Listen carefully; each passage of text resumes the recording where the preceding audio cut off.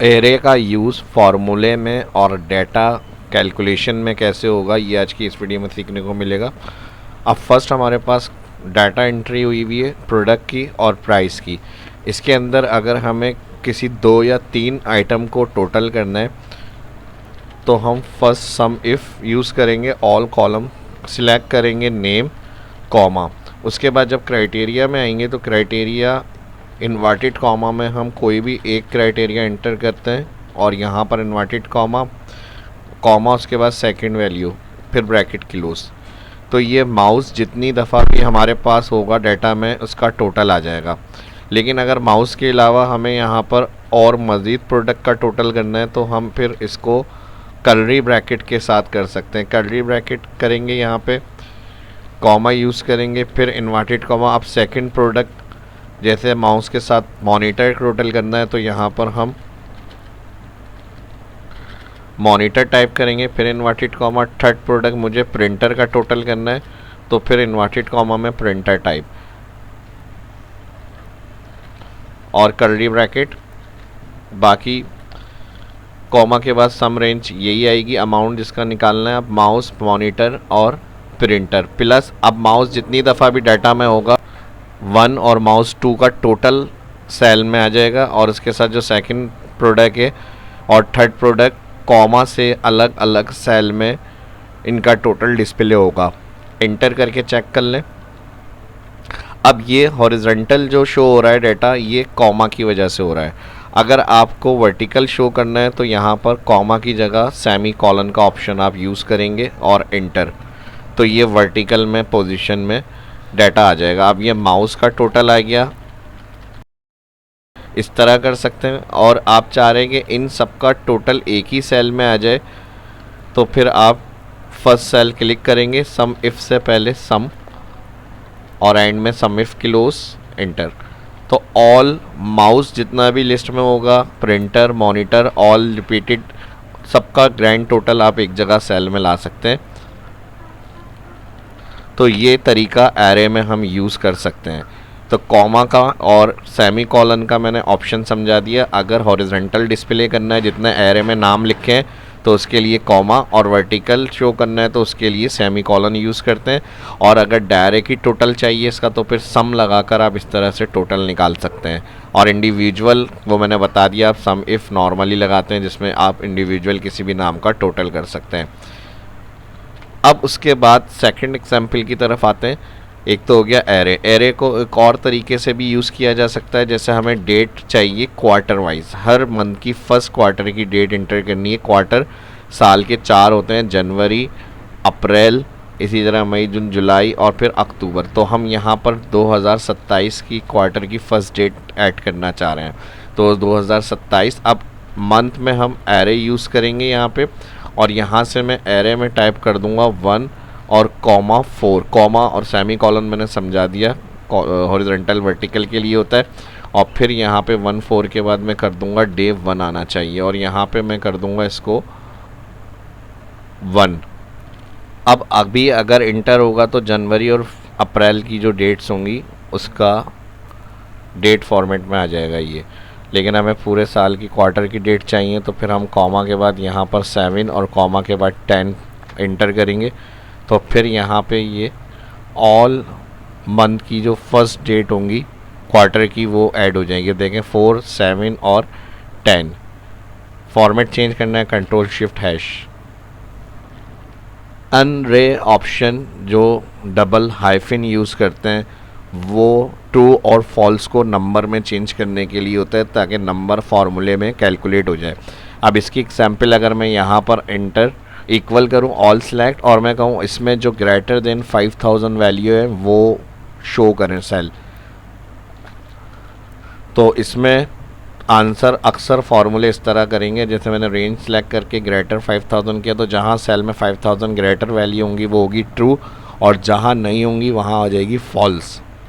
अब इस ट्रू और फॉल्स का टोटल किस तरह से होगा कि हमें कितनी वैल्यू ऐसी हैं जो 5000 से ज़्यादा हैं, तो उसके लिए फिर हम यहाँ पर फर्स्ट सेल में आकर F2 करेंगे और साइन को यूज़ करेंगे। यहाँ पे ब्रैकेट ओपन और ब्रैकेट क्लोज, इंटर। तो ये साइन देखें यहाँ पर रिटर्न हो जाएगा 1, 1 मतलब ट्रू, 0 मतलब फॉल्स। तो अब इसको अगर हमें सम करना है तो यहाँ पर हम इक्वल सम करेंगे और यहाँ पर इसका ब्रैकेट क्लोज, एंटर। तो टोटल 9 ऐसी वैल्यू हैं जो यहाँ पर हमारे पास 5000 से डेटा में ज़्यादा हैं। अब इसका टोटल किस तरह से करेंगे? अगर हमें इसको टोटल करना है तो फिर हम यहाँ सिंपली ये कर सकते हैं, जहाँ 1 लिखा हुआ आ रहा है अगर मल्टीप्लाई 1 होगा तो क्या होगा, उनका टोटल आ जाएगा। तो यहाँ पर हम सेल को ब्रैकेट के बाद मल्टीप्लाई और फिर प्लस कर देंगे, अगेन मल्टीप्लाई के बाद रेंज सिलेक्ट और फिर यहाँ पर इंटर। तो ऑल जितनी ऐसी वैल्यू होंगी जो हमारी फॉल्स ट्रू कंडीशन थी 5000 से ज़्यादा, उनका टोटल डायरेक्ट हम यहाँ पे कर सकते हैं। और इसको चेक करने के लिए मैं एक सम इफ़ फंक्शन भी समझा देता हूँ। रेंज भी हम यही सिलेक्ट करेंगे, price column, comma, inverted comma. क्या देखना है इसमें हमें? ग्रेटर देन 5000 वाली वैल्यू का टोटल, फिर इन्वर्टेड कॉमा, कॉमा और ऑल सिलेक्ट करेंगे हम प्राइस अगेन। तो सम रेंज में भी यही रेफरेंस आएगा कॉलम और रेंज में भी यही आएगा, एंटर। तो जो फार्मूला हमारा सम से हमने कैलकुलेट किया, मैंने आपको अनरे डबल हाइफिन का समझाया है ऑप्शन, वही टोटल हमारा सम इफ से आ रहा है। तो इसकी लॉजिक मैंने समझाई थी आपको, सम किस तरह से टोटल निकाल सकते हैं, सेल आइडेंटिफाई कर सकते हैं कौन से सेल ग्रेटर देन 5000 वाले हैं, या जो भी नंबर आपको उससे ग्रेटर देखना है वो 5000 की जगह ऐड कर लेंगे आप। ठीक है जी। तो यहाँ तक अगर सिर्फ ये पार्ट यूज़ करते हैं तो सम काउंट बताएगा और नंबर्स का जो 5000 ग्रेटर है, और मल्टीप्लाई के बाद ये अप्लाई करेंगे तो वो फिर उन नंबर्स का टोटल बता देगा आपको। तो ये दोनों इस तरह से यूज़ होंगे। नेक्स्ट, अगर हम फुल स्टॉप, तो इसका हमारे पास बेनिफिट ये होता है, इक्वल के बाद हमने ऑल रेंज सेलेक्ट करी और एक्स्ट्रा रेंज डिफ़ाइन कर दी। अब अगर हम एक्स्ट्रा रेंज डिफ़ाइन करते हैं यहाँ पे, इसको जर्नल करेंगे तो ये लास्ट में जब एक्स्ट्रा सिलेक्शन डिफ़ाइन होगी तो ये 0 रिटर्न होगी। तो हम चाह रहे हैं करंट के हिसाब से डाटा शो करे, तो इधर जहाँ हमने ऑल रेंज और एक्स्ट्रा रेंज डिफ़ाइन करी है, जहाँ बिटवीन कॉलन आ रहा है, इधर फुल स्टॉप लगा दें और एंटर प्रेस। तो करंट यहाँ पर जो नंबर डाटा होगा वहाँ तक ही रिकॉर्ड बनेगा। उसके बाद अगर कोई न्यू एंट्री आप इसमें ऐड करते हैं तो ऑटोमेटिक वो टोटल में ऐड होती रहेगी। तो करंट डेटा के हिसाब से रेंज अगर एक्स्ट्रा डिफ़ाइन हो रही है तो उसमें शो करने के लिए आप फुल स्टॉप का यूज़ कर सकते हैं। और रेंज के लिए आप यही स्टेप फॉलो करेंगे, जैसे फर्स्ट सेल से मैं अगर इसको इक्वल के बाद सिलेक्ट करूं और इसका लिंक चारों में इधर भी रहे तो हम एक्स्ट्रा सिलेक्शन डिफ़ाइन करते हैं। तो देखें सेम हमारे पास इस तरह रिटर्न जो हो रहा है वो 0 आ रहा है। तो बस फर्स्ट सेल में जाएंगे, कॉलन प्रेस करेंगे और एंटर। तो करंट जितना डाटा होगा उसी हिसाब से आपका डाटा डिस्प्ले हो रहा है। जब नई एंट्री होगी तो ऑटोमेटिक रेंज जो होगी वो ऐड हो जाएगी नेक्स्ट रॉ के अंदर। अब मैं यहाँ पर आ जाता हूँ, इसमें मैंने माइक यूज़ किया है 3500, डाटा एंट्री ऑटोमेटिक अपडेट हो रही है और करंट के हिसाब से ही रेंज डिफ़ाइन हुई हुई है। तो ये हमारा फुल स्टॉप का कमाल है। और इसी रेंज के अंदर हम अगर अरेंज करना चाह रहे हैं सॉर्ट कॉलम 2 और 3 से, तो हम अरेंज के लिए यहाँ सॉर्ट फंक्शन यूज़ करेंगे। एरे में यह आ जाएगा कॉमा कर्ली ब्रैकेट में कॉलम 2 और 3 से सॉर्ट करना है, तो 2, 3 और कर्ली ब्रैकेट कॉमा असेंडिंग करना है 1 सिलेक्ट और ब्रैकेट क्लोज एंटर। तो अब ये ABC के अकॉर्डिंग, और यहाँ पे जो हमारे पास ऑप्शन आ रहा है ये नंबर के हिसाब से अरेंज होगा डाटा।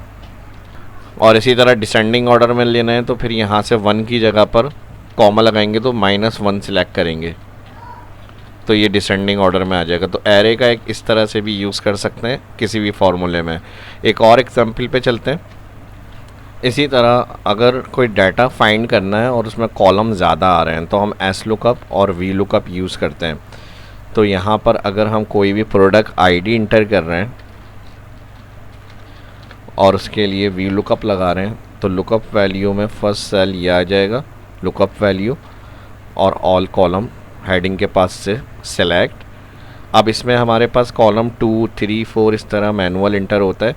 तो हमें हर दफ़ा कॉलम चेंज करना पड़ेगा। तो यहाँ पर भी हम कर्ली ब्रैकेट में 2, अब 2 कॉलम कौन सा है, सप्लायर, 2 3 4 5 6 7 8, तो 2 3 4 5 6 7 8 कर्ली ब्रैकेट कॉमा और फिर यहाँ पे फॉल्स ब्रैकेट की लूज़।